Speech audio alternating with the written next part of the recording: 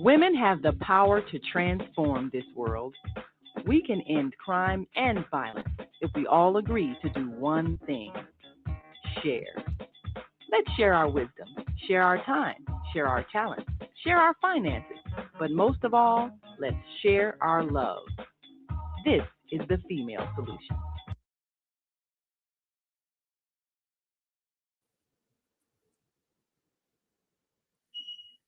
Greetings, everyone. Thank you and welcome to From Seed to System.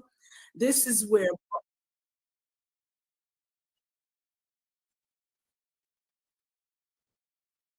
I got an echo. This is where bold conversations bloom and strategy takes root. I'm your host, Cicely McLennan, and I am a global strategist, a Afrofuturist mama, cultural cultivator, and the founder of GenAg LLC. And I am going from healing foods and farmers markets to international trade and wellness retreats.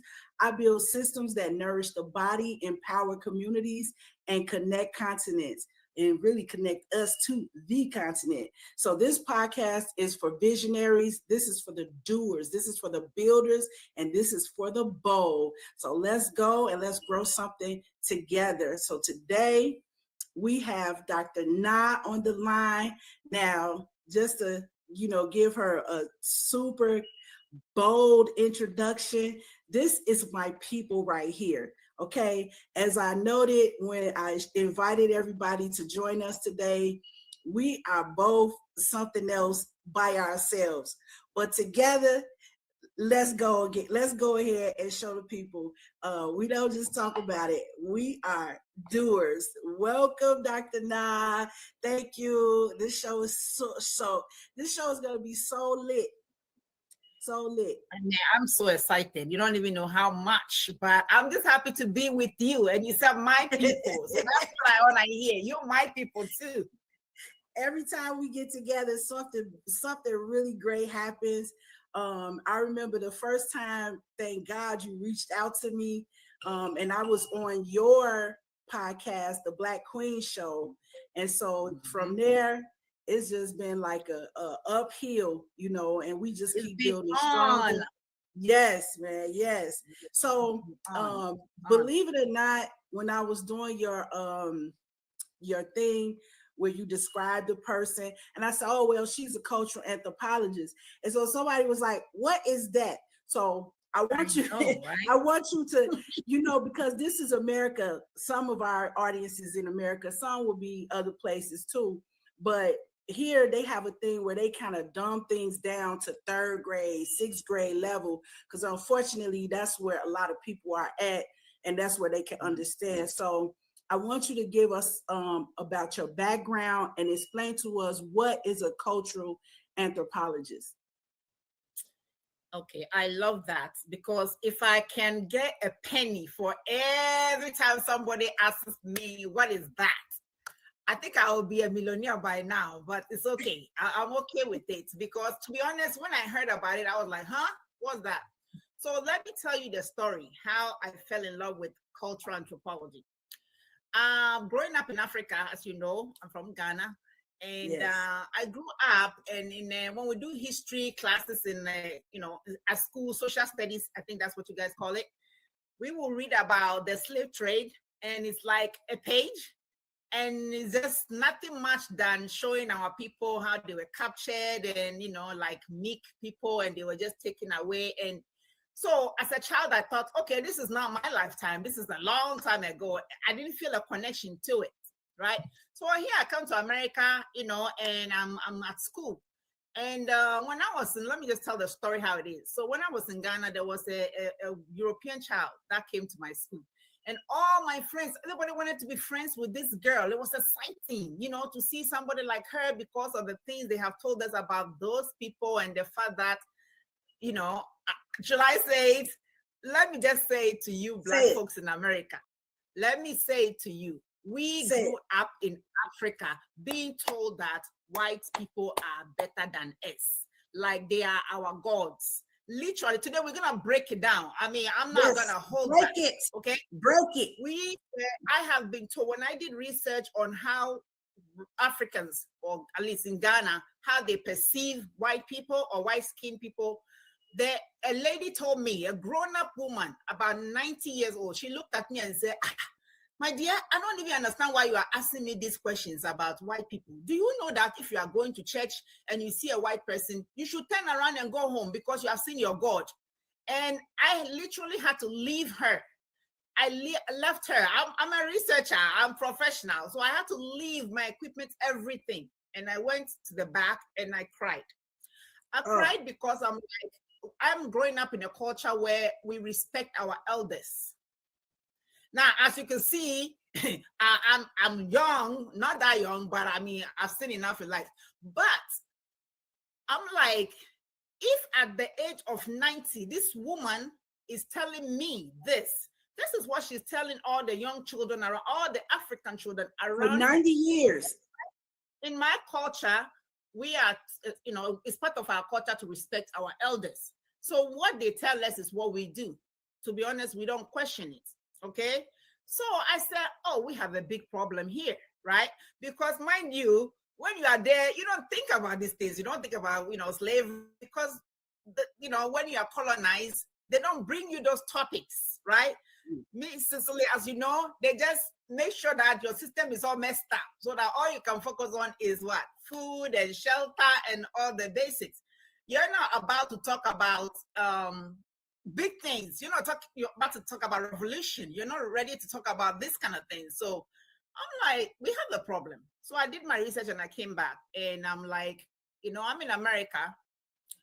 Like I'll go back to the story. So when I was in school, I came to America and I'm like, oh, all these white kids are gonna be so happy to be my friend and everything, just like how my African friends wanted to be the friends with the white child. And I came here and they're like, who are you? I unfortunately I did not arrive to the black neighborhoods in America. I was in a white school. Okay, I was one and my brother, and I think there's 3 other black kids. So there's 5 black kids in this big school. And I'm telling you, the kind of reception I got, and I started thinking, I said, what is going on here? How is she gonna come to my country and everybody wants to be friends with her? And then I come to their country and I'm like strange. You know what I'm saying? And they ask me questions about, oh, how does it feel like to play with the monkeys and climb the trees? And, oh, how does it feel to wear clothes? This is like 1993. I'm telling my age, aren't I? It's like 1993. And I'm like, wait a minute. We learn about you in school. So how come you guys are not learning about us in school? What kind of ignorant questions are these? So at first, I was very upset because I thought they were just being rude. But the more and more I learned their history, I realized like, no, these people are just speaking facts. They never even met a black person from America, let alone a black person from me. So I'm like National Geographic live for them, right? They want to take my hand and tell me that why the palm of my arm is like lighter than the back of my, like, hello, 1993. So I was very upset. And I was very upset because I thought this work had already been done. 1993, I thought the work had already been done, that I, as a black person, an African, going everywhere I want to go in the world, I should not have to be answering questions like why my skin is darker than the palm of my arm. Why is it that, or what is it like to play with the monkeys and all those things? Listen, we have cities in Africa, okay? Cities developed in Africa way before. Civilization started on the continent so that we all get it right.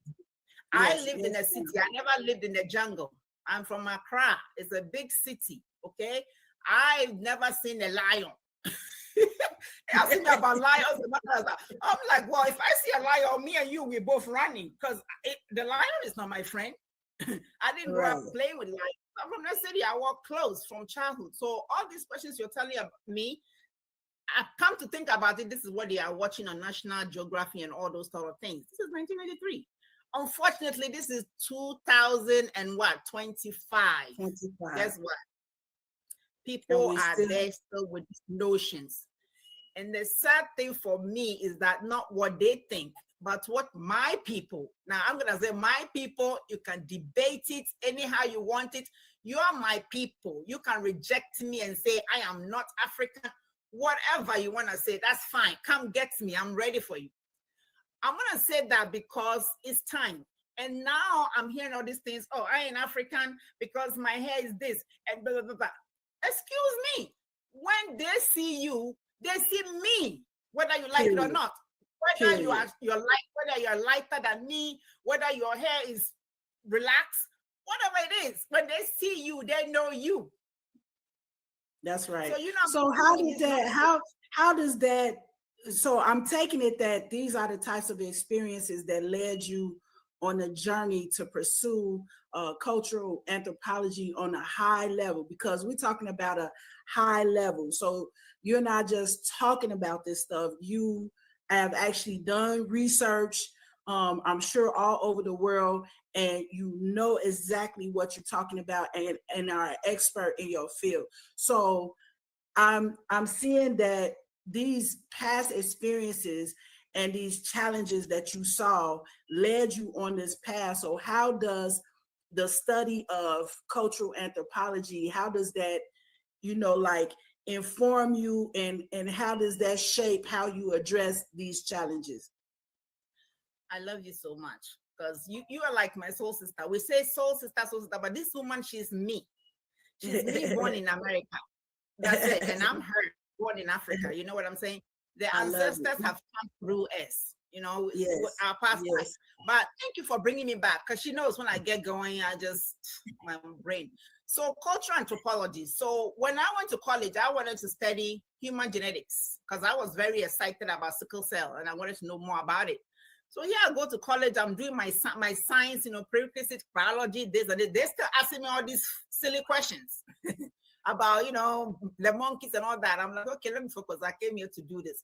So I'm there and I'm taking science classes, and I took a psychology course, and I'm like, okay, there's something here. let's keep listening, right? So I'm focusing. Then somebody talked to me about cultural anthropology, and I'm like, cultural, okay. So they have cultural anthropology, and these people are not learning about different cultures. Okay, let me take a class and go find out what it's all about. So I did. There I was. I'm sitting in a class, and they're talking about me. Talking about me. My people. And I'm like, okay, you have some rights. Because the thing is that we as Africans, we are not one people. And that's Mrs. Lino, even Ghana alone. So the anthropology, I just fell in love with it because I'm like, this is the kind of questions they're asking me. You know what I'm saying? And they need answers.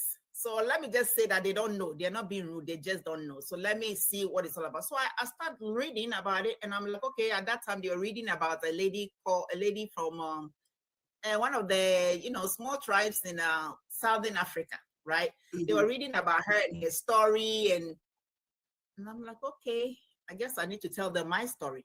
But I really fell in love with cultural anthropology because I'm like, you mean I can teach people about these things and get paid? This should have been done a long time ago. So and then the thing is that I have a question about that. So you looked at cultural anthropology kind of as a way to help address the problems that you encountered. So I'm going to feed this system with more information, more research about what Africa is, what is the real deal behind African cultures, because obviously these people don't have, good information. Yes, you are so right. So that's exactly what I decided to do.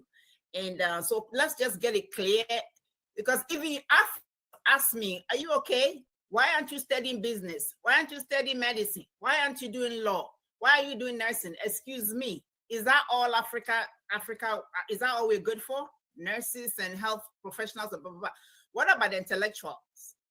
These social anthropologists and cultural anthropologists, they make decisions, they write about Africa. So that's why I went into it. So let's just get what it is. Cultural anthropology is the study of cultures. It's a study of people. So basically, I tell everybody, I study everything, because everything that people do, the way you brush your teeth, the way you think something is beautiful, the type of food that you think is edible, the type of leaves, the way you have sex, the type of sex that is approved in your culture, everything that human beings do is cultural anthropology. And yes, there's a part of anthropology. A lot of people think bones. Okay, so Right, right. anthropology, there's 4 different fields in anthropology. We have the cultural anthropology, we have even biological anthropology, we also have archaeological, and then we have even linguistics. Those are all part of cultural anthropology. Okay. Now, archaeologists, they deal with ancient civilizations. Okay, that's where we get the bones. I think there's an Indiana Jones or something like that movie that was made, and so people heard, okay, archaeology. I don't dig bones. My ancestors, they speak to me whilst I'm living. I don't dig the bones. I don't dig the bones. So I study cultures, okay?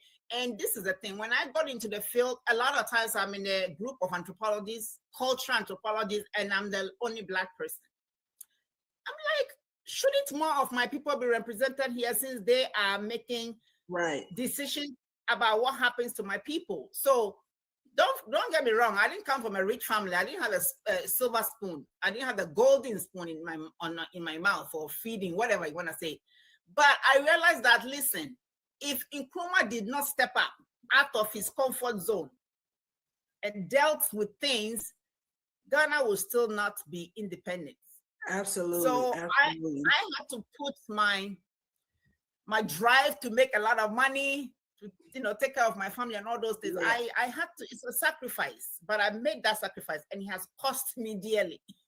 Yes, ma'am. I know about the cost. I know about the cost, but it's okay, because this now that we have established that part, I want to move us into talking about the business that you are doing and some of the current projects. So I know, because yours is a little like mine, so things are intertwined. We can't really separate, the study and the research from the business, because as you and I both, we don't just talk about things. We are building things and creating impact with the things that we are building. So I want you to talk about, the financial part. And then we're going to move into more about, the current things, projects that you're working on that I think build on top of the financial, your role as a financial advisor. Yeah. So I had a picture. I'm going to try to pull it up if I can while you're talking. Okay. All right. So I guess you want me to mention the finance a little bit. Okay, so this is the thing. Again. I also need money, because if you know anything about Africans, our families are not just it's not nuclear. It's not just dad, mom, and children. Okay, our families are everybody, auntie, uncle. Even when you marry into a family, they also become your family. So in terms of money, trust me, I need it too. But as a cultural anthropologist, I went to school, I accumulated a lot of loans because nobody was teaching me what I was doing to myself. They gave me the loan, I took it, which happens to a lot of Americans, not only Africans, okay? So this is the thing. So you finish school and you think, okay, I'm gonna make big money right away and pay back. That didn't happen. Okay, as you know, here the colonizer that's their seats, and I'm trying to get one of the seats, right? So me getting a position as a cultural anthropologist to teach at the university that I want wasn't coming very fast. Okay, because a lot of times I will apply for a job about teaching about Africa, and somebody who is not an African will get a job. You know it. Somebody told me, sister, you never heard there's such thing as a PhD in Black. And I'm like, well, nobody told me. So I'm Black, a PhD, too much knowledge. You understand what I'm saying? So I'm sure they want me to be teaching what they are teaching. But of course, as I come across, people tell me I'm a little bit of a militant or a revolutionary. Yes, I am. Because sometimes I get very, very upset. Okay? That I have to answer certain questions upon all the work that Malcolm X have done, and Martin Luther King and Kwame Nkrumah, and other people who led the path. Right. So there's more work to be done, right? But what I learned about finance in America is that not knowing about finance can really, really hurt you. And Come on. Honestly, I don't know, but I'm so sick and tired of poverty looking like me. I heard this guy say something, and this is like a whole thing in psychology. You might know the name of it. And it's something like you don't know what you don't know, and what you don't know could be the deciding factor in your life or death. And so that's exactly what you are describing right now. Not knowing is really not an option, and it's not an excuse, and it will not save you. So we have to seek the knowledge. We all have to do that. Yeah. Absolutely. And I think one of the things that bothered me most is that whenever they will show picture of poverty, it looks like me. And it looks like you. And it looks brown most of the time. Maybe that's what the media wants to put out there. But I've also gone a little bit into the hoods in America, not too much, because when you come here, they really, really prevent you from getting close to Black folks who are in the hood. Yeah. Okay. And see, this is something a lot of people don't know about. And if you reach outside of your circle and meet people from other countries, and you are, kind of with them and friends with them while they're going through the immigration process, that's the only way you will learn that these are purposefully orchestrated.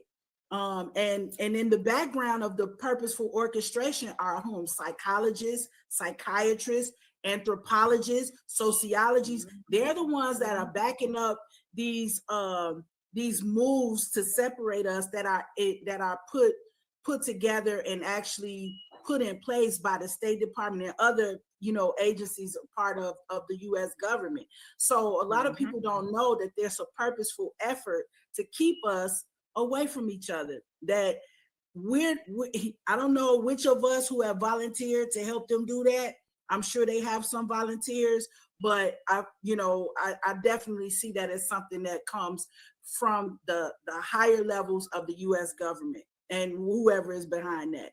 So that's an important point that you are bringing up. And it's better you than me, because sometimes, I'm local, I'm from here. People don't hear my voice. They don't think that I have the experience of that. But you directly are telling us this is not hearsay. This is not what you heard. This is not what you read in a book. This is the expert.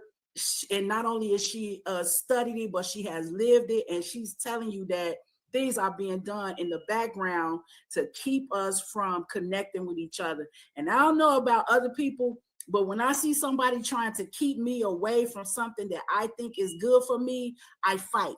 I don't settle. I don't accept that, and I never will. So I'm glad you brought that up, because that's a real important point. So moving into the business aspect. Oh, my sons are screaming in the background. That's so classic. It's classic. She's the mother. It's all right. She's the mother. Okay. So anyway, the point is, that's a true Black queen, right? That's a true Black queen. We always doing stuff. We always doing many things, but it's all good. It's in our nature. All right. So, but I want us to talk, about, so you're building your business around financial literacy and that type of thing. Now, what are the systems? Now we moving from seed to systems, right? So what are the systems that we are, putting in place in order to build on top of the literacy? So it's one thing, according to G.I. Joe in the cartoons, knowing is half the battle. So the other half is us actually putting that to work. So I want us to come into, because I want to talk about my favorite project, into current developments that we are working on to bring all this information into something that we can use. So, talk about that and your Pan-African connections, how you are working things, and creating some foundational systems for us to build on. Okay, so first let me say that I'm just happy.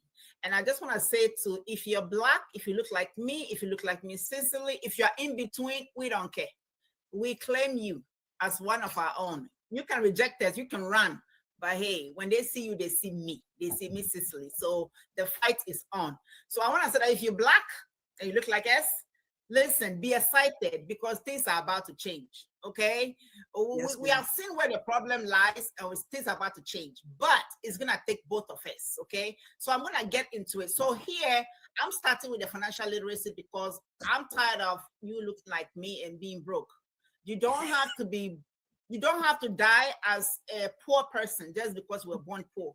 Because yes, right ma'am. now, all the knowledge and things that have been kept from us, thank goodness to the internet, right? You just have to say Google, and Google, you can even talk to Google and it will tell you things, right? I'm not saying believe everything Google says, but at least you can hear something and then you can probe and dig more into it, okay? Yes, So ma'am. now, Africans and African Americans, please, whatever the beef is, squash it. There is no beef. And I'm going to speak to that before I jump into what we really want to talk about working together, okay, Mrs. Lee? Because That's good. something that needs to be addressed. It bothers me because I know when I talk to my people who are, recently, migrated Africans, because of the things they learn about Black Americans, they come with their own preconceived notions because they watch my people here being thugs and criminals. Who do you see on TV whenever somebody's been arrested?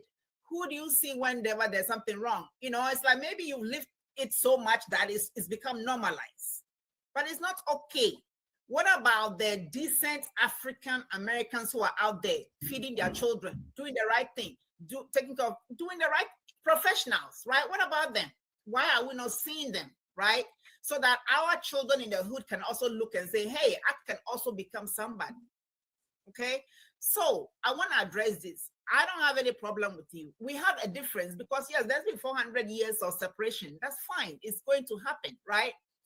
But don't use that as an excuse to say, well, I'm not them and they're not me. Because everything that pretty much you learn about us as Africans or in Africa, trust me, you need to go find out for yourself. And then I'm going to speak to the Africans, the recently migrated Africans. Please stop this about they. Until you open your mouth and you speak with your accent, nobody knows. That's right. They see you as, until I talk, you don't know that I wasn't born here, right? So everything you've been told about them, reach out.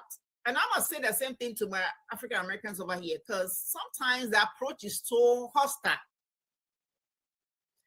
It's too hostile. You don't have to live what they say about you. Okay, let's all put down the arms now. We're the same people. Trust me, the same blood. That's why when you do a DNA African American, you find out that they are connected to Nigeria, Ghana, Somalia, wherever. Okay, those of you who are saying, well, I'm not African, blah, blah, blah. I challenge you, come to the table, let's do a DNA. Let me not see any African, link from you, and then I'm going to exclude you. Fine, you can go on your way and be Indian or whatever you want to claim, right? I'm not saying that there's not some origins who were Black from here, because yes, Africans did travel, right? They sailed, we know that. That's fine. But they see you as me, and your descendants were people like me. So either way, we're the same. We're in the same boat. You have to join to fight your common enemy, right? So with that said, we are putting a lot of projects, but we want to, I'm calling on the big shots, Oprah Winfrey. You say you've been doing all kinds of work in South Africa. Fine. You got more money than that. I'm not talking about just educating them to continue to stay in the system. No, we're talking about a system, but the system needs to change, okay? How about putting your money and the big ballers, doing this, they're doing this. You're still Black, you still have some African connection. So come home, bring your money. We have everything you need in Africa. We have oil, we have cocoa, we have gold, we have everything that people are using in the West. It's coming from our land. So if anybody is going to make money off of our land, should it not be you, my sisters and brothers over here? And I know that you're all not broke. I know you are not all broke. That's for sure. Okay. You are big pockets. I mean, I'm talking about money. Yeah. Money. Put your money in the right places. I know someone say, oh, sometimes people came to lie to us and blah, blah, blah. No, there's been mistakes done on both sides. I'm telling you, I know. But look for me, Cicely, look for me. You see my face. This is America. If I dupe you, you can arrest me. Now we're gonna take some moment of pause, and then we're gonna come back and start right back with this topic of how this looks right now in 2025 and some of the projects that me and you are working on together. So I want to give us some time to really deal with that. So I think let's take a break, and then we come back with the coming back. Don't go anywhere. Yes, this is the good stuff right here. We're getting into it. Thank you. Hi, I'm Naima Latif, and if you're watching this, that means you're one of the 4.6 billion people from around the world who are using an electronic device to talk to people. In these times, people are using the internet to talk to everybody. Friends, neighbors, family members, co-workers. People are on their cell phones and computers all day long. Now, if you're in business, that is great news. That means you can sell your products and services all day long and never have to leave your home. All you need is a media connection, somebody to connect you to an audience. And that's why I'm talking to you today. We produce programs, and our audience members are people who shop. They buy clothes, food, beauty supplies, cleaning supplies, home repair, transportation services, childcare services. Whatever you're selling, they need to buy it. We're your media connection. Just follow this link, and tomorrow you can sit back and relax at home while your business is making you money. Is Monday morning a struggle to get out of bed, into the swing of things? Well, don't worry, you are not alone. Join us for thought-provoking, stimulating, and mindful conversations on higher learning with Zelda Speaks for your Monday morning mindfulness session on Blog Talk Radio, The Female Solution, Mondays, 7 until 9 a.m. Be sure and send your ideas, thoughts, comments, and suggestions. Also, if you'd like to be a guest on the show, visit zeldaspeaks.com and send us your info. We'd love to have you. Experience mindfulness moments with the mindfulness/stress relief coach, Zelda Speaks. And thanks for sharing the mindfulness moment tip of the day. Stay on purpose, stay empowered, and stay tuned to your next session of mindfulness on higher learning with Zelda Speaks. And make it a mindful day. And thanks for listening.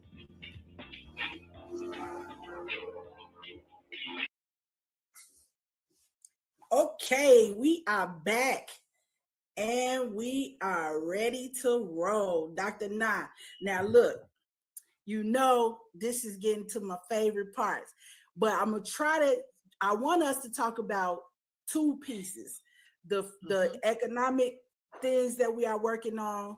Also, I definitely want to get into the relationship part before we get up off of here. And I know everybody's interested in, matchmaking and, love in Africa. That was my thing, love in Africa. And these what I call intra-African relationships. So I want us to talk about why that's an important part of the building, the structures that we're talking about, and why we both have been examples of and working on building these healthy and beautiful intra-African relationships. So, but first, let's talk about the business. I want you to talk about how you linked up with the Gomorrah traditional area in Cape Coast with Nana and this delegation.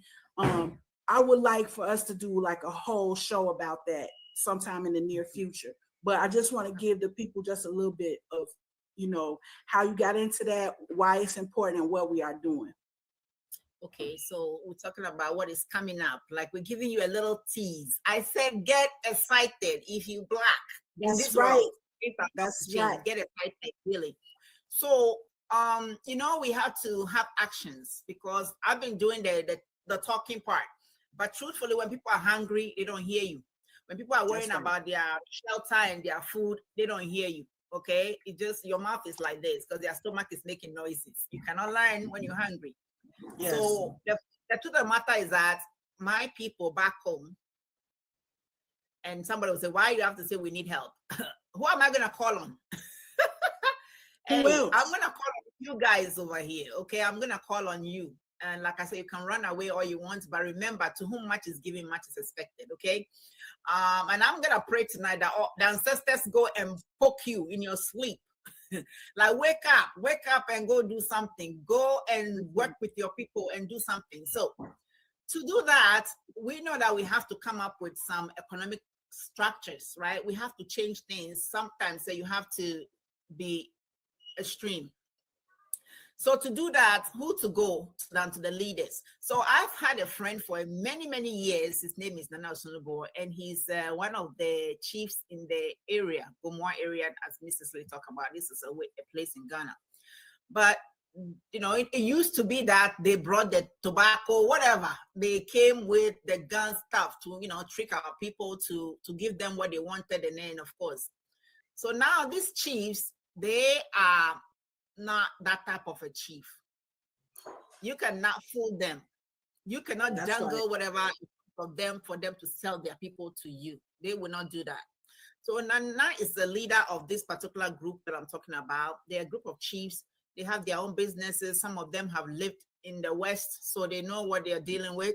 And they are back home because they want to develop their people. They want to create jobs. They want to do stuff. But they don't want to work with just anybody. They want to work with African Americans because you guys are our sisters and brothers. And we know that you know more about who we are dealing with. So we know that if we come to you, you will work with us. So that's why this opportunity is not open to anybody else, but our people over here, meaning you guys, my siblings. I call you my African American siblings, my dad's one siblings, right? So we are about to do some big things, but basically our goal is to take back Africa and take back our power, okay? We, people looking like us, we need to control our oils, we need to control our cocoa, our gold, our everything, tomatoes, cassava, whatever we got, right? It's ours. So we are going to be starting businesses, okay? And that is going to be funded by African Americans, those who see the vision that we have. The opportunity will be open. You'll be hearing a lot about it. Like she said, we're going to bring the chiefs. They're going to be on the screen. You're going to see them and talk to them and understand that these people are educated, okay? They are not, they have read about what happened and they're not about to repeat the same mistakes again. And I'm going to say this, and I keep saying that, and people are like, oh, whatever. If you sit there and allow China to colonize Africa, shame on you. Because 20 or 30 years will come, and your children will be like, what was my mama doing when all this was happening, right? Well, I'm sure people said that the same way when slavery was happening. It's like, oh, well, you know, it's not near, whatever. Don't do it. Don't do it, because we will all pay for it, because this time it will be detrimental, okay? Right now, I'm deviating, but let me just say that right now in Ghana, because of all these illegal activities that this, you know, Chinese people are there digging the grounds and all these things, people cannot have decent water to drink. We are Africa, Mother Earth. Water should not be an issue, but people they cannot get springs from the ground and drink anymore because everything is poisoned by all this illegal digging. Okay, you're gonna say, who allowed them digging? Well, that's why you need to get closer to us so you can help us fix the problem, because we're not perfect. We have greedy folks. We have leaders who are not doing the right things. We know that. But how else are we gonna change it if you don't come and help us? So a lot of people say, why you have to call on them for help? I'm calling you for help and step up on us. Oprah, I'm talking to you. All the big basketball players, you have all these billions of money or whatever. Listen, 100,000 can change a whole village. Why can't you own the systems producing cocoa? Why can't you own the system that is controlling digging the gold, you know, and the oil? Why can't you do that? But you have money. So this is what we're getting into right now. Basically building the fundamental relationships and the structures and all of what we need in order to enact just what you are talking about. Now, the money will come from a variety of sources, and we welcome you to contact us so we can talk more about that, where you want to fit in. A lot of people contact us about they want to invest in Africa. Well, all we're doing is creating the network and the organizational structure for you to actually be able to do that. So this is something that we've been working very closely with the business community in the US as well as Ghana, and we welcome all other Africans. We've had interest shown from Nigeria, possibly Zimbabwe, a few other countries. We love to hear from the UK on this. Basically all Africans everywhere. This is the time for us to look lively. They say that you don't sharpen your sword on a battlefield, but that doesn't take into the account the fact that we've been on the battlefield for a couple of thousand years. So it is what it is. We have to use what we have, and working with people like Dr. Nana Osunabor, and myself, you basically going in the correct direction, So make sure if you're thinking about investing in a business or a project in Ghana, make sure you're a part of our network. Make sure you're a part of our web. We're not going to take your money. We're going to help you make more because we know what we can do, and that is what we can do. And I know there are other people doing not quite similar projects. There are other things going on. And so we can give you feedback. We know a lot of people across the continent through our networks, and, definitely keep us in mind in terms of reaching out, mapping out the possibilities of what your money, even if you don't have a big money, we're setting it up to where people with $5,000 or less can also bring their resources together and still be involved in the project. So we want to have a whole show just dedicated to this topic alone, hopefully sometime in May. But for right now, I just want to give you guys a taste for that. And Dr. Now, we have people coming online.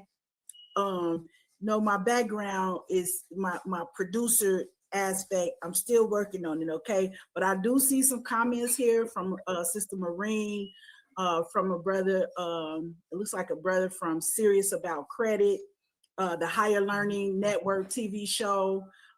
They're giving us some energy online. Greetings and, welcome.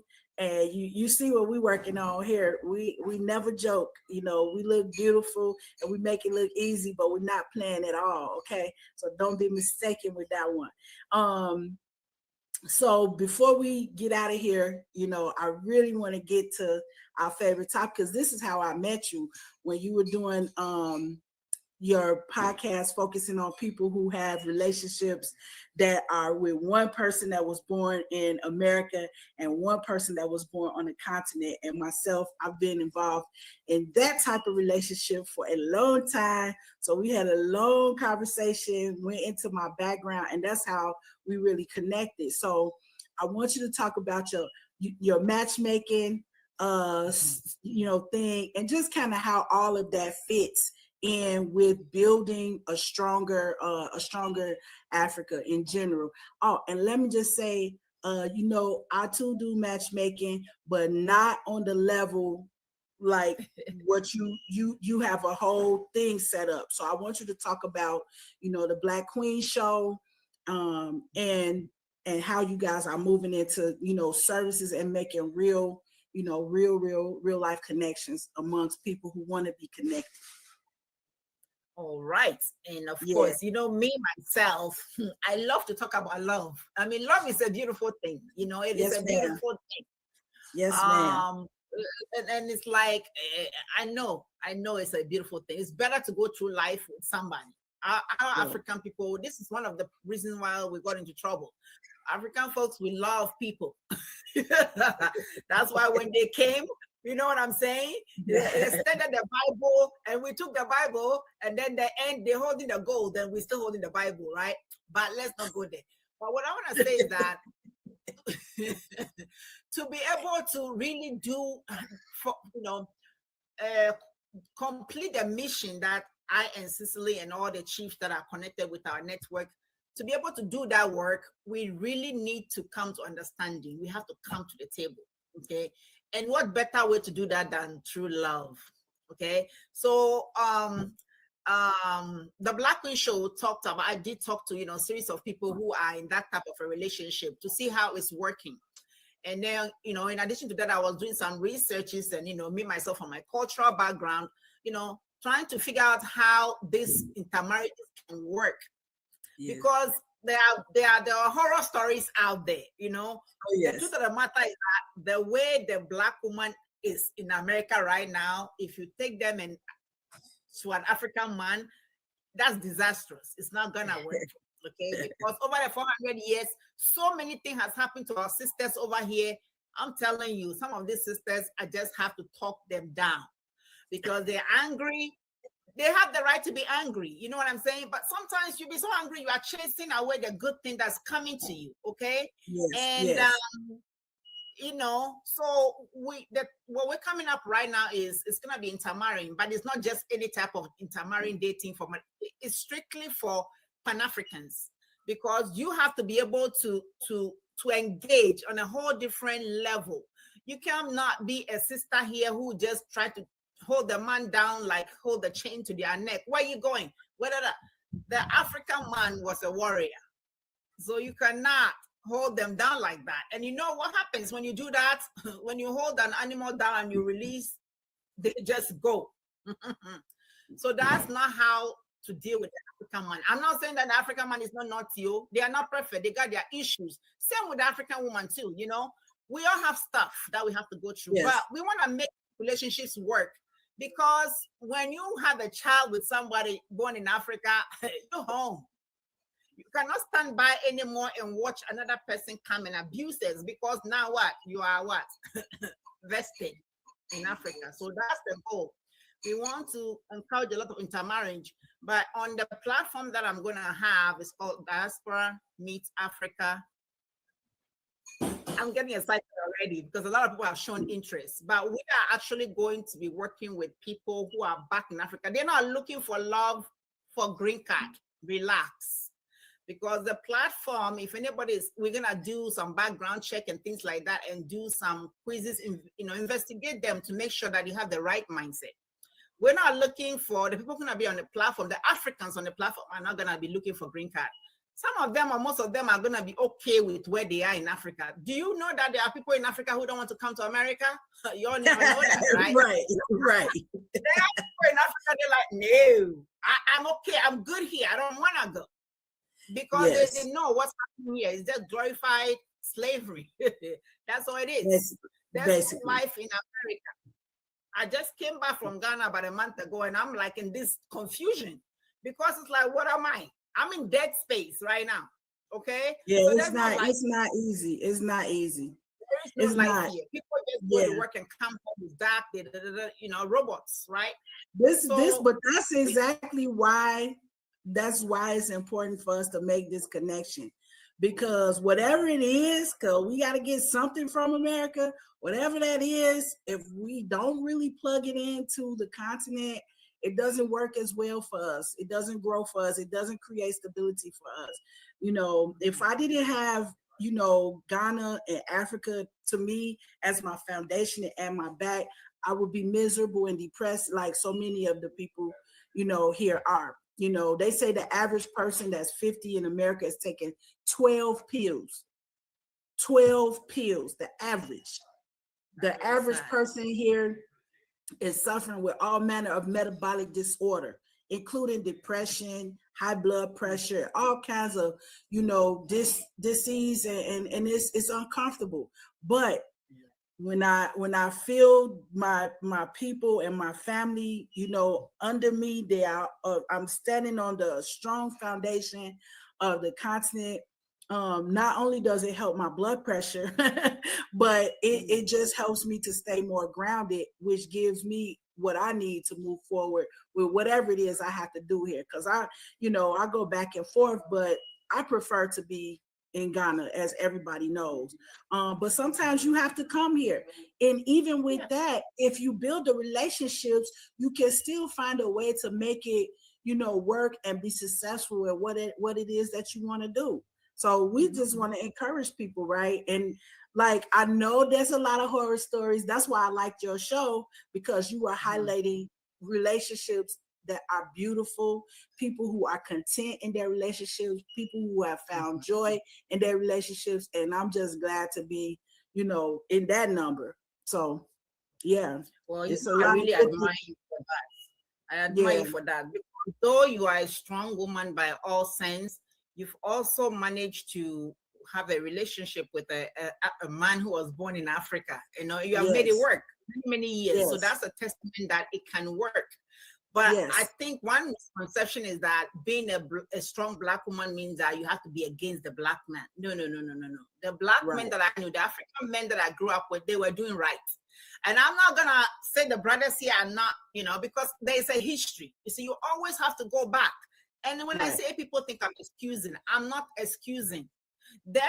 In America, you know, there's something called psychic wound. I don't know if you guys have read much about it, but I truly believe that people who are descendants of slaves, they've been traumatized so much that they come back with more trauma that they need to solve. You know, I'm a culture that believes in reincarnation. Okay, if you come to this world and it's horrible, think about it. I mean, you have a child and they dragged and taken away from you. A woman will go crazy in these days. But this, you know, slaves had to endure this. So imagine this kind of pain. Man, you die, you come back with it. So we have to do healing. But, you know, we have to do healing. There's so much healing that needs to be done from everybody. If you're an angry Black woman, you need to ask yourself, why am I so angry? Come talk to me. Come talk to me simply, right? We're trying to do a lot. There's so much that's going to be happening. So on the platform, there's going to be a language portion where you can get to reclaim your language. We're going to teach you. There's also going to be learning skills about how do you talk to an African man? How do you talk to an African woman? How do they talk to American, you know, so that you can come to understanding? Because there's going to be challenges with words, trust me, you know, because they're going to look at about 72 different languages. So, you know, we're going to have that portion. And then, of course, it's going to be a continuous thing, you know, checking in with couples, making sure that, you know, we want to be referee, right? We'll be referee on the side. So if you start coming across some conversation, like, nah, I ain't got you, no, what is he talking about? Come to us, you know. So we'll be with you along the line. And we're going to make sure that your trip back to Africa is going to be safe. Please don't get scammed. There's bad people everywhere. There are bad people in Africa, bad people in America, Europe, everywhere. Don't get scammed. Try to make sure you're connecting to the right source. There's a lot of people who are offering all kinds of things in Africa. Don't do that. I know Miss Cicely, she knows where I come from. I've seen her in my country. So we know what we are talking about. There has to be a trust for this to work. So first you got to trust us. Let's build. If you're looking for a good African woman, a good African man, and my sisters and my brothers, you know, we have to tweak a little bit. Because, you know, we Africans, we don't do too well with the anger and all that. You know, we got to come, you have to come with us, you know. But let's come, join my show, you know, come, let's talk more. My information is with Cicely. You can connect and you can get on the platform for a fee. But the people you're going to meet in there, they've been investigated from back home. We know they are who they say they are and what they are doing. We know they are doing that. So, and they're not in a rush for a green card. As a matter of fact, the platform, if they talk about green card, they're going to be flagged and they're going to be dropped from the program. Okay. So you can be confident that somebody is loving you for you and not for a green card. Okay. So that's what this platform is going to be offering you. You're going to hear more about this on my Black Queen show. A lot in the works are coming, right?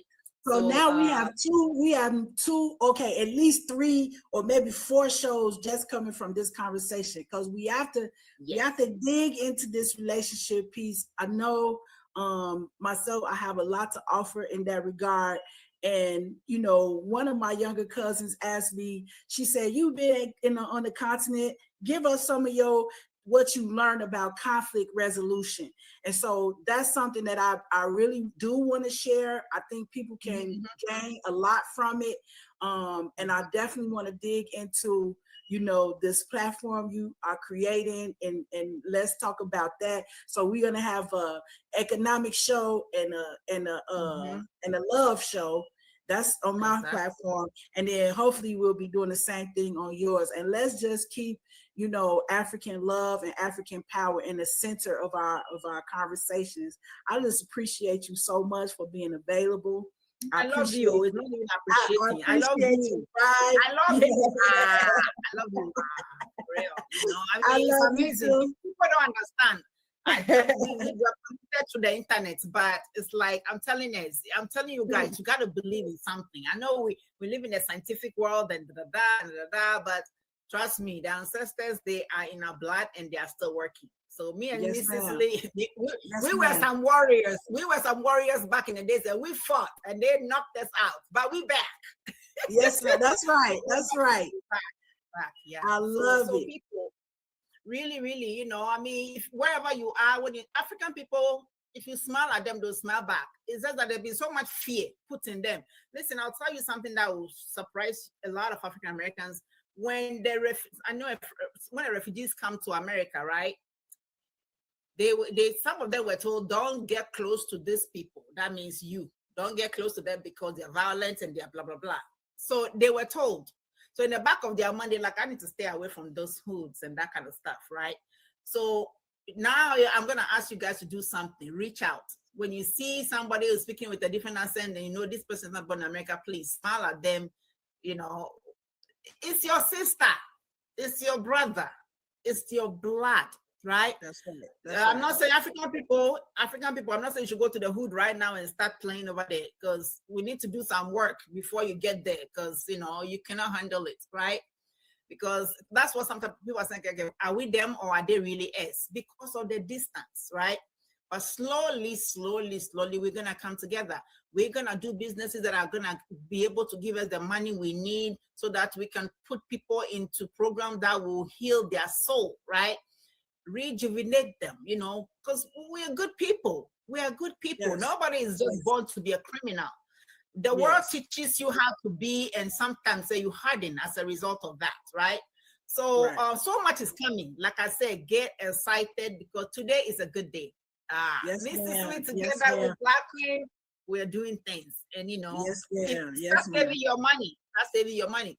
But before I go, I want to say something real quick now. The financial aspect that I do over here is very important to me, because though I was in school for 12 years to become a cultural anthropologist, my own lack of financial knowledge hurts me a lot. And I have to say that there's some good things about this country. You can be your own wealth maker. With all these bling, bling, blings, please, I beg you. I know it looks nice. And I can tell you the psychology of why Black folks like to spend their money on bling, bling when they get paid. You know, it's part of our psychology, but you have to come back to hear more about that, because, you know, I'm not going to give away all my secrets. But it's time that we kind of slow it down on those. The gold is in Africa. The diamonds are over there. Put your money together. Let's build and let's dig out the diamond ourselves. Then you can even afford it even. We can bling all we want after that. But for now, please, start saving your money, okay?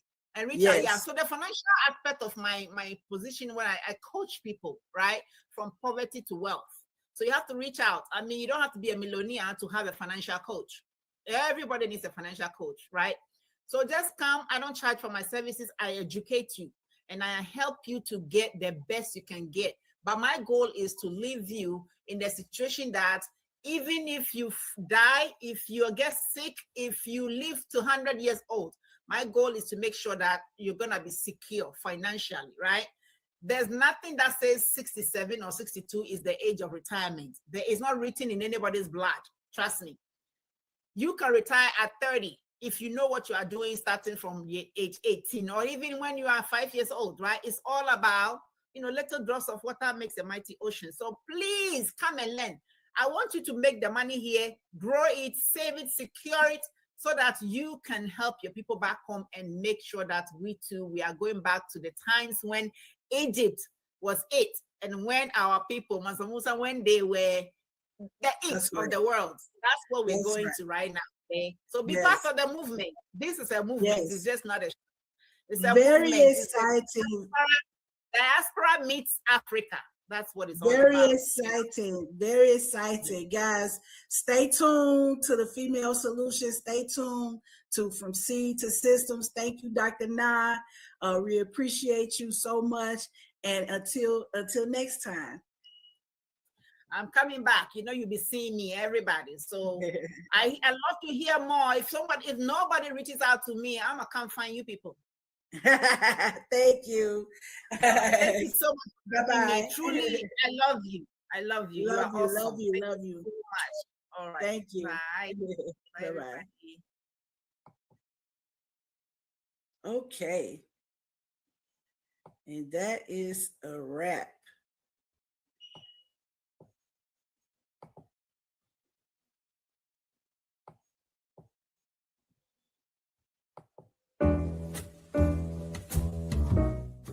We've come to the end of our show today. If you missed any broadcasts, go to our website for the audio and video archives at www.thefemalesolution.com.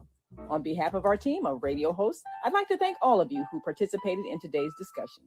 And to our global family joining us from all around the world, we say thank you.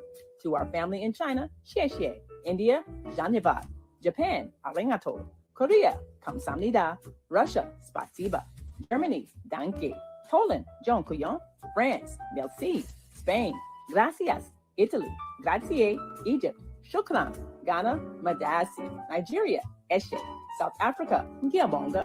Senegal, jareh. Kenya, asante. Israel, toda. Pakistan, shukriya. Afghanistan, tashakur. Saudi Arabia and Palestine, shukran. Assalamu alaikum wa rahmatullahi wa barakatuh. Thank you, and may peace be upon you and the mercy of God and God's blessing.